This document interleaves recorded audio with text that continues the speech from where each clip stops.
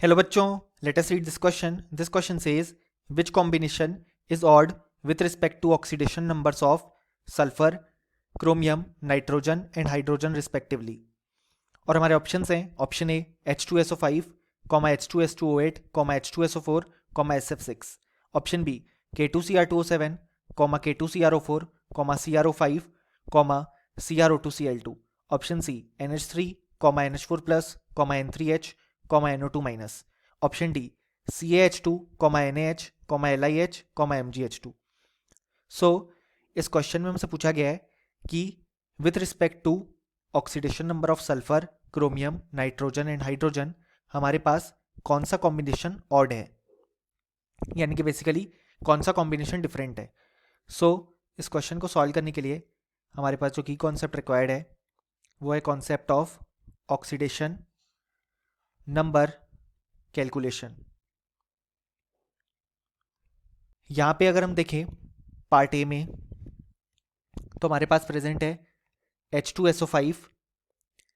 यहाँ पे अगर हम सल्फर का ऑक्सीडेशन नंबर कैलकुलेट करना चाहते हैं तो हमें यहाँ पे स्ट्रक्चर ड्रॉ करना पड़ेगा, क्योंकि अगर हम यहाँ पे लेटर से सल्फर का ऑक्सीडेशन स्टेट y अज्यूम करते हैं तो हम लिख सकते हैं +1 × 2 + y -2 × 5 = 0, जिसे सॉल्व करने के बाद y की वैल्यू आ रही है हमारे पास +8, जो कि इनकरेक्ट है क्योंकि सल्फर का मैक्सिमम ऑक्सीडेशन स्टेट होता है +6.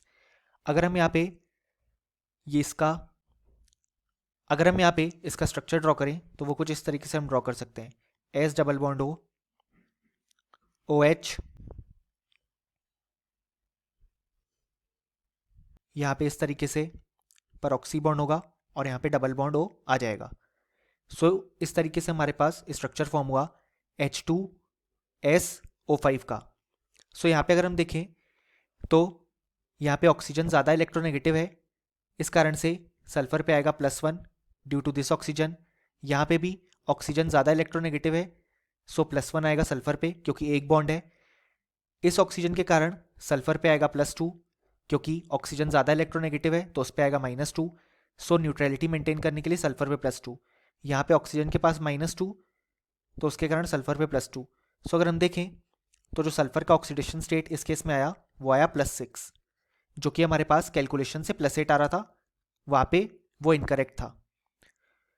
सिमिलरली अगर हम बात करें पार्ट बी की तो यहाँ पे H2S2O8 के केस में भी हमें स्ट्रक्चर ड्रॉ करना पड़ेगा और इसका स्ट्रक्चर आता है हमारे पास कुछ इस तरीके से SOOS डबल बॉन्ड O, यहाँ पे भी double bond O, then OH. इस तरीके से स्ट्रक्चर आया H2S2O8 का.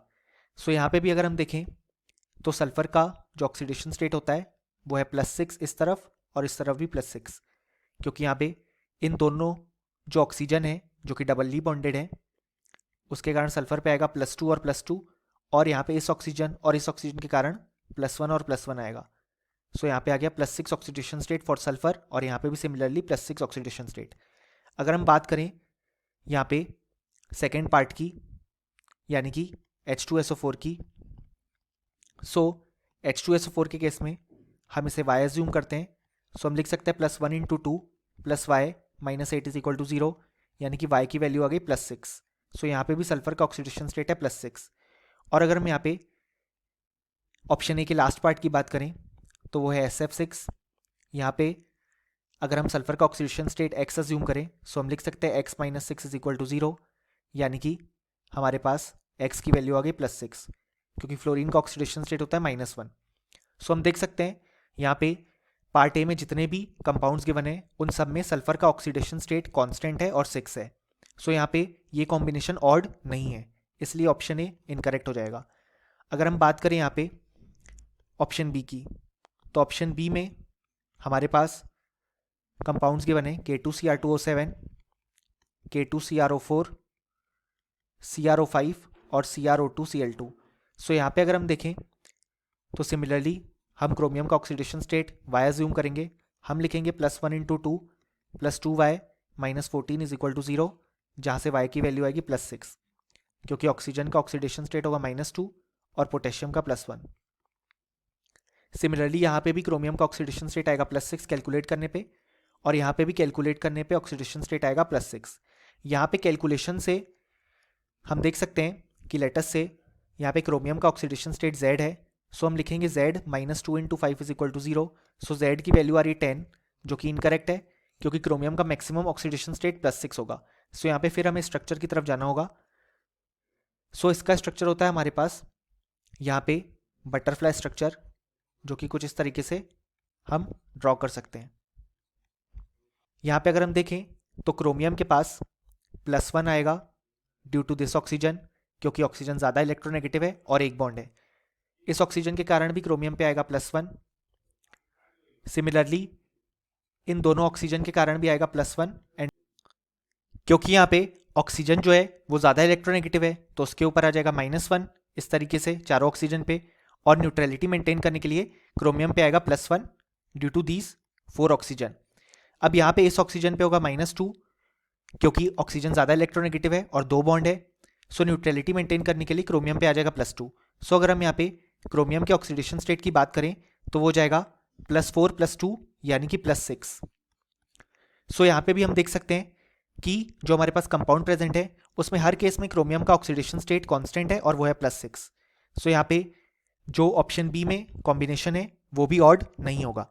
अगर हम बात करें यहाँ पे पार्ट सी की, सो बेसिकली ऑप्शन सी में हमारे पास गिवन है जो कंपाउंड्स वो हैं NH3, then NH4+, then N3H and NO2-। सो यहाँ पे अगर हम नाइट्रोजन का ऑक्सीडेशन स्टेट X अज्यूम करें, सो हम लिख सकते हैं X +3 = 0 और X की वैल्यू आ जाएगी -3। यहाँ पे हाइड्रोजन का ऑक्सीडेशन स्टेट होगा +1।